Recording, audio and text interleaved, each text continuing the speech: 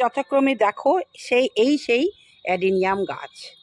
আমি বলবো যে গোলাপ গাছ না করে এই মরু গোলাপ গাছ করা অনেক ভালো। কারণ গোলাপ গাছের যে পরিচর্যা সেটা কিন্তু পার ডে, পার উইক, আর অ্যাডেনিয়ামের পরিচর্যা খুব কম। প্রথমেই বলবো এদের কোথায় রাখতে হয়। এদের সম্পূর্ণ রোদ্রে রাখতে হবে। তবে যখন বর্ষাকাল তখন এদেরকে একটু আড়াল করে রাখলে খুবই ভালো হয়। তবে আমি সামনেই রেখে দিই, কোনো অসুবিধে নেই। তো এর আগে যারা আমার এই ভিডিও দেখেছো তারা তো দেখেছো আমি কিভাবে মিডিয়া তৈরি করেছি। প্রথমেই বলবো যে এদেরকে রোদ্রে রাখতে হয়। দ্বিতীয়ত বলবো এদের এমন করে মিডিয়া তৈরি করতে হয় যাতে জল জমতে না পারে। আর আমরা অন্যান্য গাছে যতটা পরিমাণ তোমার মেটেরিয়ালস মিডিয়া দিই ততটা কিন্তু এতে দিই না, একদম অল্প। তো যাই হোক, কিভাবে আমি এর মিডিয়াটা তৈরি করেছিলাম আমার অ্যাডেনিয়ামের ভিডিও আছে, সেটা তোমরা দেখে নিতে পারো।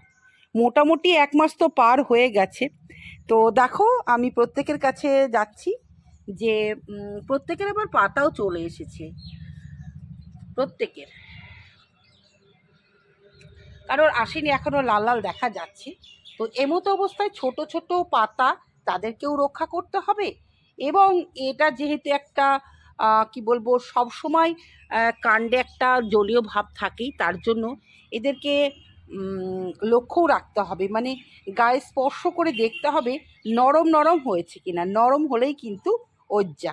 আমি কিন্তু লক্ষ্য রাখি, ওই রকম আমার গতবার হয়েছে, এবারও কিছু কিছু হয়েছে, সেগুলো লক্ষ্যের মধ্যে আছে। তাহলে প্রথমেই তোমরা রোদ্রে রাখবে। দ্বিতীয়ত মিডিয়াটা ঠিক করবে। মিডিয়াটা কি করবে সেটা আমার চ্যানেলে দেওয়া আছে, দেখে নেবে।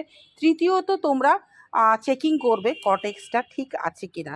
চতুর্থ বলবো যে তোমরা জল ব্যবস্থাটা ঠিক সেভাবে করবে। অন্যান্য গাছে যেভাবে জল দেওয়া হয় এ গাছে কিন্তু সেভাবে আমি জল দিই না। দেখতেই পাচ্ছ সব শুকনো শুকনো হয়ে আছে, মানে একদম শুকিয়ে গেলে তবে অল্প করে জল দিই। এবার পঞ্চম, আমি আর পাটে যাচ্ছি না। তো যেহেতু 1 মাস পার হয়ে গেছে, কচি কচি পাতা এসেছে, আমাদের দুইভাবে রক্ষা করতে হবে। এদেরকে পচার হাত থেকে বাঁচাতে হবে, তার জন্য মোটামুটি 10 দিন অন্তর ফাঙ্গিসাইড তো প্রয়োগ করতেই হবে।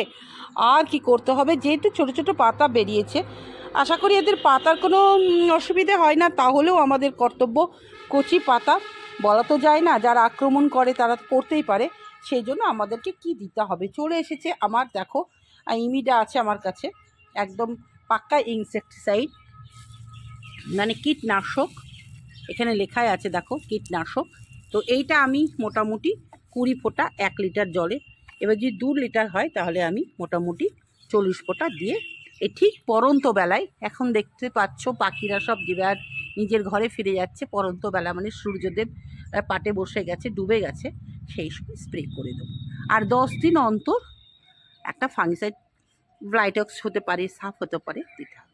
এবার বলবো কি খাবার দেব। আমি তো যথারীতি এদেরকে শিংকুচি, হাড় গুঁড়ো, নিমখোল, আরও কিছু এক্সট্রা খাবার দিয়েছি। আর খাবার এখন লাগবে না, একদমই খাবার লাগবে না। ঠিক এরা যখন বড় হবে, ফুল আসার আগের পর্যন্ত আমাদেরকে খাবার দিতে হবে। কি কি খাবার দিতে হবে, আমরা একটা অনুখাদ্য দিতে পারি, সে যে যার যার যেমন আছে, বায়োভিটা এক্সও দিতে পারো, বা মোবিনও দিতে পারো। 2 গ্রাম 1 লিটার জলে গুলে গোড়াতে দিয়ে দিতে পারো, বা স্প্রে করতে পারো। এবার আর কি খাবার দিতে পারি, যেহেতু আমি খাবার দিয়েই রেখেছি ওই জন্য আর খাবার লাগছে না।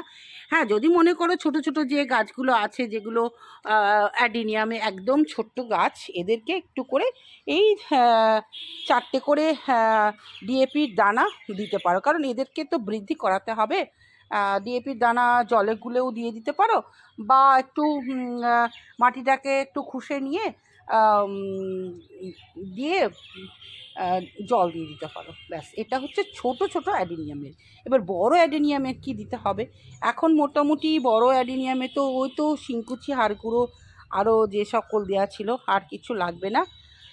যখন তোমার ফুল আসবে তখন তুমি একটু 0050, যেটা আমি গতবার করেছিলাম, 0050, তার সঙ্গে একটু সিউইড, মোটামুটি আমার কাছে তো সাগরিকা ছিল। অনুখাদ্য তো তার আগে বললাম, বায়োভিটা এক্স তোমরা স্প্রে করে দিতে পারো, বা মোবোমিন। আর তোমার যেহেতু